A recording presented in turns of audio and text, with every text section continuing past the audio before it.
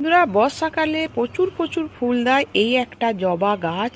নানা ভ্যারাইটিসের হয়, নানা কালারের। আমি তো বলেই দিলাম বন্ধুরা, আপনারা খুব কম পরিচর্যায় এই একটা গাছ বর্ষার সময় লাগাতে পারেন। এটা ডাল থেকে হয়।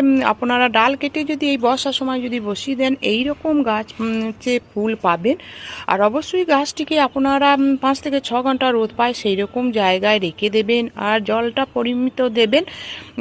যখন মাটি শুকনো শুকনো মনে হবে তখন দেবেন। তাহলে চিন্তা কিসের বন্ধুরা, আপনারা এখন এই বর্ষার সময়ে এই গাছের চারা অথবা এই ডাল কেটে আপনারা বসিয়ে দিন।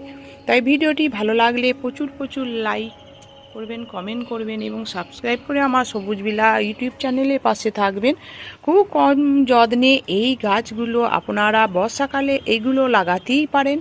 সারা বছর এটা শীত বাদে শীতকালে কম পরিমাণে ফুল দেয়, কিন্তু এই বর্ষার সময় প্রচুর পরিমাণে ফুল দেয়।